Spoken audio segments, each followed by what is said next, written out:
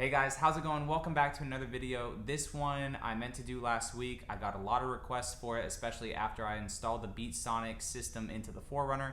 But the popular question has been T9 head unit or the BeatSonic USA plug and play kit for the 4Runner. They're both about the same price. One does a little more. The other one only gives you Apple CarPlay and Android Auto. But if you just want to know my opinion, which one I am going to 100% keep running in my vehicle because you don't like long videos and I don't like making long videos, it's BeatSonics. Now, what do they both have in common? Well, they're both around the same price, $450 to about $500.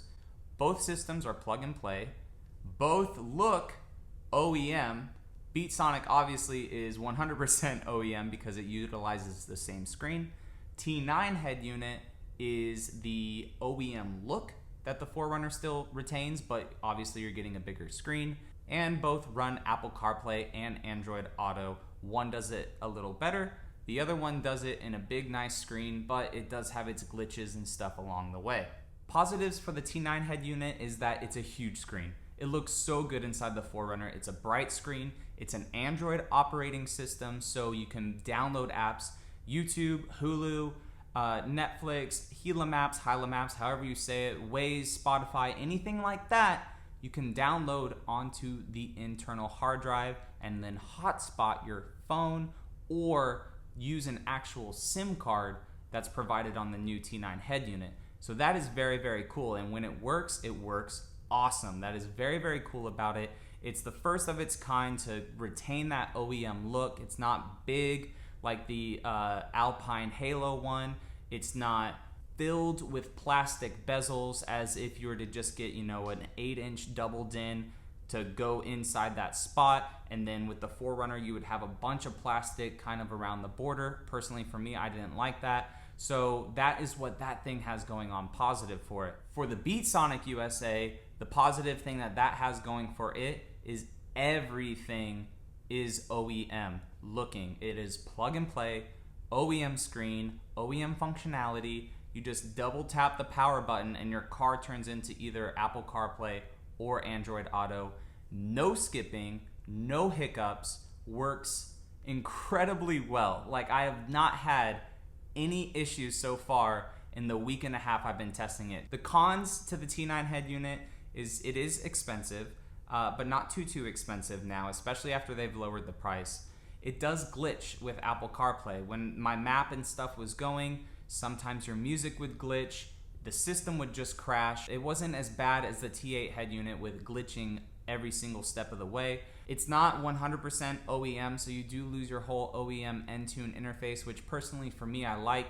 Some people, absolutely hate that. And just the stock form factor that it came with, I didn't put any custom launchers or ROMs or anything like that on it, which you can, but it was just kind of bland. It didn't look OEM at all when the screen was on.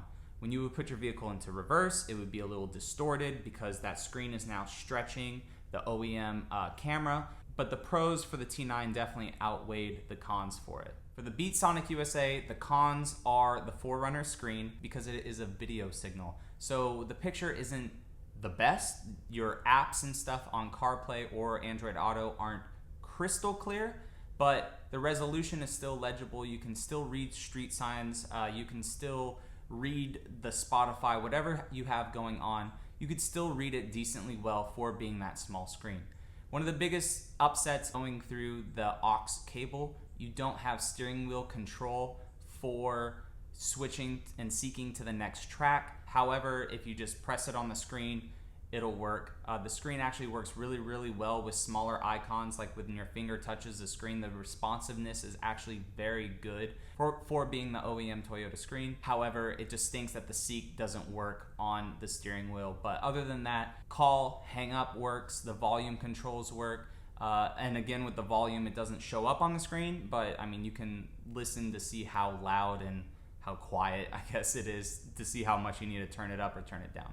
So overall, those are the pros for the T9, the cons for the T9, the pros for the BeatSonic USA, and the cons for it. You get a lot more with the T9 in the overall package because you do have an Android operating system. You could download stuff onto it. It has its own internal memory, I think like 64 gigs or something like that. The cons for it, you know, in summary, are just things that kind of felt rushed with it, just kind of little band-aids from the T8 head unit. I wouldn't be surprised if they launch another one with the updates for the issues that we had wrong with the T9. So I kind of feel like there's always going to be a refresh happening very quickly, which is kind of upsetting for people that spend good money on something and then they're like, what the hell? Like, there's a new one out already. The Beatsonic USA, I really, really like it, and I'm not trying to push any of these things on you guys, but I really, really like it. The price is expensive for what you're getting. You're only getting CarPlay or you're only getting Android Auto. But like, if that is a make or break deal for you because you've had it in other cars, it's very hard to live without if you've used it in other cars. It's so simple, just driving, and you just press a thing and Siri sends a message, or okay, Google works however it's supposed to work, and you can just send a text message. You have Waze going, you have your music going, but when you want to get out of that, you just double press the home button and you have regular FM, XM works, your whole Entune system works as advertised, and you don't need to miss any of it. If you don't want to use the CarPlay for a week or two and you're like, oh shit, I forgot I had it, boom, boom, press it twice, comes back on, and it's just working as it should. I will have the 2-week test coming up for the Beatsonic USA coming hopefully this weekend. I was going to make it last week, but then I updated my phone to iOS 13.